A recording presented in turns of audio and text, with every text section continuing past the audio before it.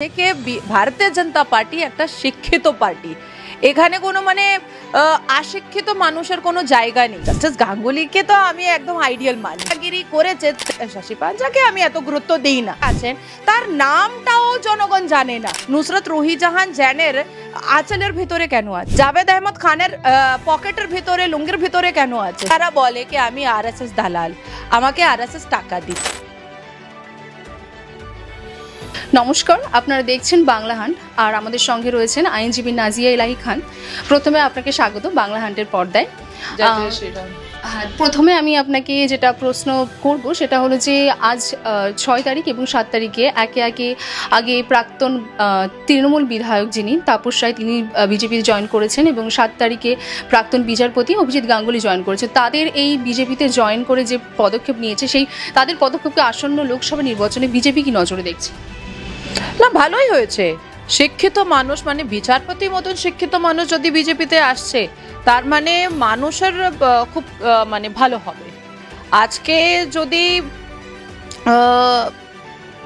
যত শিক্ষিত are highly educated মানুষ কে বিজেপি নিয়ে আসছে না, উনি ইচ্ছা করে বিজেপিতে আসছেন, যোগদান দিচ্ছে, তার মানেই এটা হয়ে গেছে কি ভারতীয় জনতা পার্টি একটা শিক্ষিত পার্টি। এখানে কোনো মানে অশিক্ষিত মানুষের কোনো জায়গা নেই। আপনি যখন ক্যাবিনেট মন্ত্রালয়ে আপনি দেখবেন সেন্ট্রাল গভর্নমেন্ট অফ ইন্ডিয়া, আপনি দেখবেন সবাই শিক্ষিত। নির্মলা সীতারামনজিকে আপনি নিয়ে নিন, ডক্টর এস জয়শঙ্করকে আপনি নিয়ে নিন, আপনি স্মৃতি ইরানিজিকে নিয়ে নিন, আপনি অমিত শাহজিকে নিয়ে নিন, মানে যতই আপনি দেখবেন, যত দূর আপনার চোখ যাবে আপনি দেখবেন যে ভারতীয় জনতা পার্টি কখনো অশিক্ষিত মানুষকে বসায় না চেয়ার উপরে। আর শিক্ষিত মানুষের অনেক দরকার। কেন? যখন আমাদের পাশে লোকজন, আমরা শিক্ষিত মানুষ, যখন আমাদের পাশে লোকজন আসে তাহলে আমরা ওর তো পার্টির যা লাইন আছে, লেন্থ আছে, তার উপরে তো হেল্প করতে পারি। তাও একজন আইনজীবী হয়ে আরও হেল্প করতে পারছি। তার মতনই যদি একজন ফর্মার জাস্টিস, আর উনি জাস্টিস গাঙ্গুলিকে তো আমি একদম আইডিয়াল মানি, খুব আইডিয়াল মানি। তো ওনার মতন লোকজন যদি যোগদান দিয়েছেন তার মানে এটা হয়ে গেছে কি ভারতীয় জনতা পার্টি একটা শিক্ষিত জায়গা, একটা শিক্ষিত পার্টি। প্রাক্তন বিচারপতি অভিজিৎ গাঙ্গুলির এই বিজেপিতে জয়েন করা নিয়ে শশী পাজা বলেছেন যে তিনি আইনের অপব্যবহার করেছেন এবং বিজেপির সঙ্গে তার আগে থেকে কানেকশন ছিল। সেই বিষয়কে আপনি কিভাবে দেখছেন? দেখুন, আজকে যদি কালকে আমাদের প্রিয় প্রধানমন্ত্রী বাঙালি ছিলেন, যদি উনি নিজের স্পিচে বলে দিতেন কি আজকে বৃষ্টি হবে, আর যদি বৃষ্টি হয়ে যেত তাহলে তৃণমূল কংগ্রেস বলে দিত ভগবান এখন বিজেপি হয়ে গেছে। সেটা এদের পাশে কোনো মানে জায়গা নেই যা এরা নিজের মুখটা লুকাতে পারবে। এত চোরি, এত ডাকাতি, এত মানে নোংরা কাজ, এত স্ক্যাম, এত তোলাবাজি, এত মাফিয়াগিরি করেছে তৃণমূল কংগ্রেস কি আজকে মহিলা নেত্রী যারা আছে তারাও নিজের মান সম্মানটা হারিয়ে ফেলছে। মুখের কথা, আপনি কালকে কল্যাণ ব্যানার্জি মুখের কথাটা শুনেছেন? আমি তো শকিং হয়ে গেলাম कि একজন আইনজীবী যিনি আমি নিজের চোখে দেখেছি कि উনি সুপ্রিম কোর্টে প্র্যাকটিস করেন, উনি হাইকোর্টে প্র্যাকটিস করেন, উনি কালো কোর্ট পরেন, উনি বড় বড় ম্যাটারটা দেখেন চিফ জাস্টিস রুমে, সিজিআই রুমে, উনি সুপ্রিম কোর্টে সিজিআই রুমে ওনাকে আমি সাবমিশন দিতে দেখেছি। তারপরে যখন আমি কালকে ওনার ভাষাটা শুনলাম আমি ভাবলাম বাবা মানে এত শিক্ষিত হয়ে যদি এই ভাষাটা ব্যবহার করছেন তাহলে অশিক্ষিত হবার ভালো। তাহলে আমি শশী পাঞ্জাকে আমি এত গুরুত্ব দেই না। কি করেছেন উনি মহিলাদের পক্ষে, উনি কি করেছেন, ওনার কি পার্টিসিপেশন এই বাঙ্গালের পলিটিক্সে, ওনার কি পার্টিসিপেশন? এবার আপনি বলবেন নুসরত রুহি জাহান জৈন, তাহলে টিকটক করার আগে তো ওনার কোনো পার্টিসিপেশন নেই। এবার আপনি বলে দেবেন যে সুদীপ বন্দ্যোপাধ্যায় যার বউ আছে, আমি তো নামও জানি না, কি আছে ওনার নাম, সুদীপ বন্দ্যোপাধ্যায় বউর নামটা কি আছে জানি না, আমি এমএলএ আছেন উনি, আপনিও নাম জানেন না, আমিও জানি না। ওনার কি পার্টিসিপেশন? কোনো পার্টিসিপেশন না। তৃণমূল কংগ্রেসের ভেতরে যত মহিলা নেত্রী যারা পদে বসে আছে, যারা মেম্বার অফ লেজিসলেটিভ অ্যাসেম্বলি আছেন, যারা মন্ত্রী বনে পদটা নিয়ে বসে আছেন, তার নামটাও জনগণ জানে না। তিনি কি করেছেন মহিলাদের পক্ষে সেটাও লোকজন জানে না। আপনি শশী পাঞ্জার কথাটা আপনি বললেন, উনি কি না শিশু আর মহিলা কল্যাণ মন্ত্রালয়তে আছেন, শিশু আর মহিলা কল্যাণ মন্ত্রালয়তে আছেন। তাহলে এবার বলুন সন্দেশ খালিতে কেন কি হলো, কেন হলো, কেন হলো? সুজার জর্ডানের যা বলাৎকারী আছে এখন পর্যন্ত নুসরত রুহি জাহান জৈনের আঁচলের ভিতরে কেন আছে? জাভেদ আহমদ খানের পকেটের ভিতরে, লুঙ্গির ভিতরে কেন আছে নাসির খান? কেন বাইরে ঘুরছে, কেন আয়াশি করছে নাসির খান? কেন ওর রেমিশন গ্রাউন্ডটা ক্যান্সেল হচ্ছে না? তো অনেক প্রশ্ন আছে। এই মহিলা নেত্রী নিজেকে মহিলা বলেন কিন্তু মহিলাকে পছন্দ করেন না।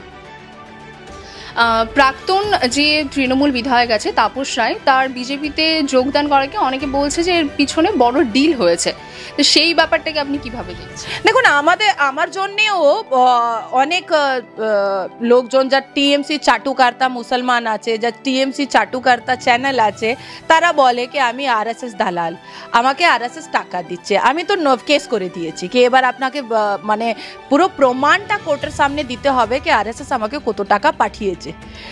দেখুন, আমরা মানে সেন্টিমেন্টালি নিজের প্রধানমন্ত্রীর জন্য কাজ করছি। একজন মুসলিম মেয়ে হয়, আমি যত প্রধানমন্ত্রী যত কাজ করতে পারছি আমি ভাবছি এটাও কম। উনি এই ভারতের ভিতরে যত কাজ করেছেন, আপনি এখন দেখুন ইকোনমিক কত বুস্ট হয়েছে, জিডিপি কত বুস্ট হয়েছে, আমাদের ডিফেন্স যা 4th পজিশনে আছে, আমাদের এডুকেশন 79% আছে, আমাদের ভারতের ভিতরে 79% মানুষরা শিক্ষিত। তো এই সব অ্যাচিভমেন্টকে দেখে আজকে শুধু নাজিয়া ইলাহি খান নয়, এই ভারতের ভিতরে যত মুসলমান মেয়েরা আছে তারা প্রধানমন্ত্রীকে ভালোবাসে, তারা প্রধানমন্ত্রীকে নিজের আইডিয়াল আর পিতা মতন, বাবা মতন মানে। এখানে এদের পাশে কোনো বক্তব্য নেই, তার জন্য বলে দিচ্ছে অনেক বড় ডিল হয়েছে। কোনো প্রমাণ আছে কি কত বড় ডিল হয়েছে? দেখাতে পারবে? ডিলের কথা টিএমসির মুখের উপরে কখনো ভালো লাগে না। আমি তো জিজ্ঞেস করতে চাই যে ফরহাদ হাকিম মেয়েরা এই বাঙালের জন্যে, বাঙালের পক্ষে আর টিএমসি পক্ষে কি করেছে? কেন আমাদের প্রিয় মুখ্যমন্ত্রী যখন মাঠে হেঁটে যখন ধর্নায় বসেন তখন ফরহাদ হাকিম মেয়েরা কোলে থাকে কেন? কি করেছে ওরা? কি করেছে? অর্ধেক নিউড জামা পরে চ্যাম্পিয়ন বোতল খোলে ফরহাদ হাকিম মেয়েরা। আপনি ইনস্টাগ্রামতে গিয়ে দেখে নিন ওদের কি পার্টিসিপেশন। তো ডিল কার সঙ্গে টিএমসি করছে সেটাও অনেক কিছু আছে, কিন্তু আগামী দিনে সবটা পাত্তাটা খুলবো।